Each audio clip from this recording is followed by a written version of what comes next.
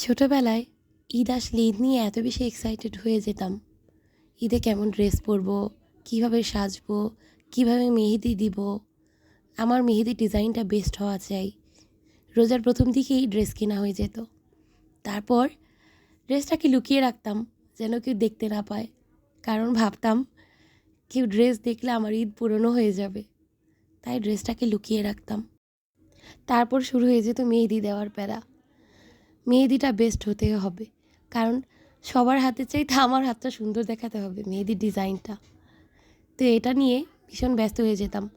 তাই ঈদের দিন সকালে সকাল সকাল গোসল করে তারপর ড্রেস পরে সাজুগুজু করে আব্বার কাছে চলে আসতাম সালামির জন্য। আব্বা সালামি দিলে খুশি হয়ে চলে যেতাম। তারপর আর কোথায় কোথায় গেলে সালামি পাবো সেখানে চলে যেতাম।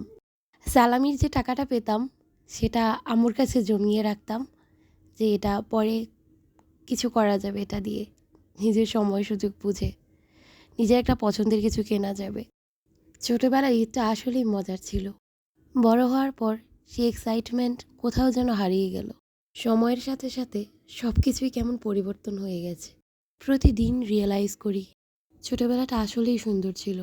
এখন প্রতি বছর ঈদ আসে, নতুন ড্রেসও কেনা হয়, সব কিছুই করা হয়, কিন্তু আগের সেই এক্সাইটমেন্ট এখন আর নেই, কোথাও একটা হারিয়ে গেছে। অ্যাকচুয়ালি লাইফটাই এরকম, আপনি যত বড় হবেন, আপনার বয়স যত বাড়বে, লাইফটা ততই বোরিং হয়ে যাবে।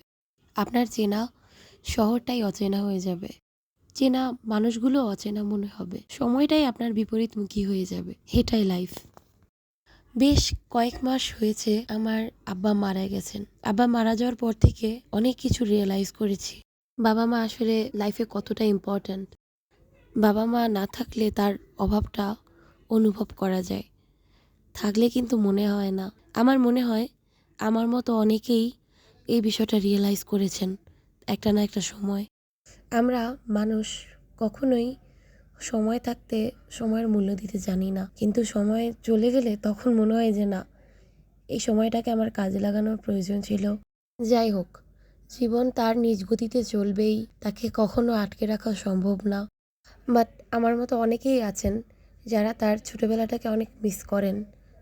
তারা ছোটোবেলায় ফিরে যেতে চান, কিন্তু এটা তো কখনোই সম্ভব না, তাই না?